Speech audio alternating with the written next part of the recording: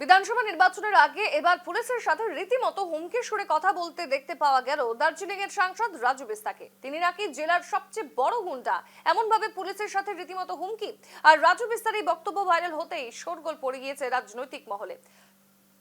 প্রসঙ্গত গত বছর ডিসেম্বর মাসে শিলিগুড়ি মহকুমা পরিষদের অন্তর্গত ঝমকলাল জোতে একটি জমি নিয়ে দুই গোষ্ঠীর মধ্যে গন্ডগোল বাধে। ঘটনায় এক গর্ভবতী মহিলাকে মারধর করার অভিযোগ ওঠে। তবে ঘটনায় এখনো অধরা মূল অভিযুক্ত। আর মঙ্গলবার ওই পরিবারের সাথে দেখা করতে গেলেন সাংসদ রাজু বিস্তা। সেখানে গিয়েই তিনি ফাঁসিদেওয়া থানার পুলিশকে রীতিমতো ফোন করে হুমকির সুরে ধমকাতে দেখা যায়। আর সংসদের এই বক্তব্য সমাজ মাধ্যমে ভাইরাল হতেই শোরগোল শুরু হয়ে গিয়েছে।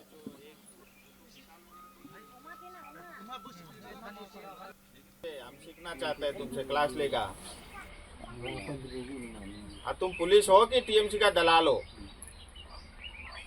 क्या किससे बात कर रहे हो तुमको पता है? फिर तो जिस दिन जिसका टाइम आएगा उस दिन करेगा, ये क्या मतलब है? आपको किस लिए यहाँ पे नौकरी में रखा है?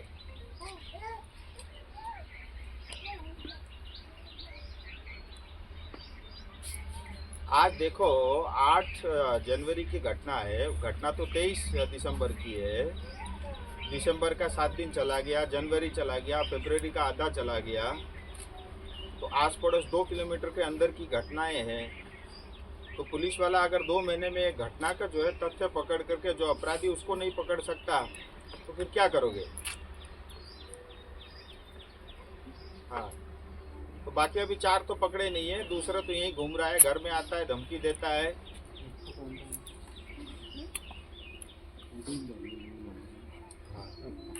और जितने भी गुंडे हैं ना, सबको बता देना मैं सबसे बड़ा गुंडा हूँ, मेरे से बड़ा गुंडा नहीं है यहाँ कोई। और इसको जो है फटाफट इन्वेस्टिगेट करके जो भी अपराधी है वो अंदर होने चाहिए। हम सीखना चाहते हैं।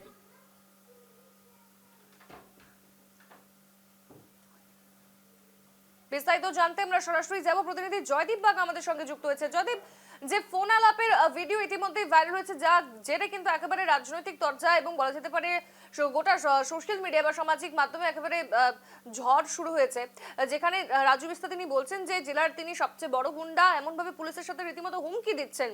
মূলত কি জানতে পারছো এবং এই ভিডিওর পর কি কি প্রতিক্রিয়া এসেছে বিভিন্ন মাধ্যম থেকে? দেখো, বিষয়টা তোমাকে জানিয়ে রাখতে চাইবো, শিলিগুড়ি মহকুমার ঝমকলাল জোত সেখানেই গতকাল বিকেলে সাংসদ রাজু বিস্তা তিনি গিয়েছিলেন। এবং ঘটনা তোমাকে একটু জানিয়ে রাখতে চাইবো, গত বছর ডিসেম্বর মাসে ওই এলাকায় একটি জমি নিয়ে দুই পক্ষের মধ্যে বিবাদ বাধে এবং যেটা অভিযোগ যে এক গর্ভবতী মহিলাকে রীতিমতো মারধর করা হয়। পরবর্তীতে ওই মহিলার সন্তান জন্ম হলেও তা মারা যায় এবং এরপর থেকেই কিন্তু ওই পরিবারের তরফে অভিযোগ করা হয় বেশ কয়েকজনের নামে। তবে যাদের নামে অভিযোগ করা হয় তারা যেটা বলা হয় যে ওই এলাকায় রীতিমতো দাদাগিরি করে এবং সিন্ডিকেট রাজ চালায় এবং তাদের বিরুদ্ধে বিস্তর অভিযোগ রয়েছে। কিন্তু যেটা সবচেয়ে বড় অভিযোগ, যে পুলিশকে অভিযোগ জানানোর পরও যারা প্রকৃত দোষী এবং মূল অভিযুক্ত ঘটনায় তাদের কাউকে পুলিশ গ্রেপ্তার করেনি। এবং এই ঘটনার পরই কিন্তু গতকাল ওই পরিবারের সাথে দেখা করতে যান সাংসদ এবং সেখানেই তাকে রীতিমতো হুমকি সুরে ফাঁসিদেওয়া থানার ওসিকে ধমকি দিতে দেখতে পাওয়া যায় সাংসদকে। এবং সাংসদ ফোনে রীতিমতো বলছেন যে ওই এলাকায় কোনো গুন্ডামি চলবে না। পুলিশকে বলছেন বলে দিতে যারা গুন্ডার যে ওই এলাকায় অর্থাৎ দার্জিলিং জেলার সবচেয়ে বড় গুন্ডা রাজু বিস্ত। এবং সাংসদের এই মন্তব্য যখন থেকে সোশ্যাল মিডিয়াতে ভাইরাল হতে শুরু করে তখন থেকে রাজনৈতিক মহলে বেশ শোরগোল পড়ে গিয়েছে। একজন সাংসদ এবং জনপ্রতিনিধি তিনি বলছে নিজেকে গুন্ডা এবং এরপরই কিন্তু বিভিন্ন মহলে কিন্তু বেশ জোর চাঞ্চল্য শুরু হয়েছে। এবং সাংসদের এই বক্তব্যকে যদিও কটাক্ষ করেছে তৃণমূল নেতৃত্বরা, তারা বলছেন যে একজন জনপ্রতিনিধির মুখে এই ধরনের বক্তব্য এবং যারা মানুষের কাজ করবে তিনি নাকি বলছেন নিজেকে গুন্ডা, এটা কোনোভাবে কাম্য নয়। যদিও এই ঘটনা অর্থাৎ যেভাবে পুলিশকে হুমকির সুরে ধমকি দিচ্ছে সাংসদ, সেই বিষয়টিকেও কিন্তু কটাক্ষ করেছে শাসক দল তৃণমূল। একদমই আমরা আসবো আবারও পরবর্তীতে তোমার কাছে আপডেটের জন্য। আপাতত তোমায় ধন্যবাদ জানাচ্ছি জয়দীপ।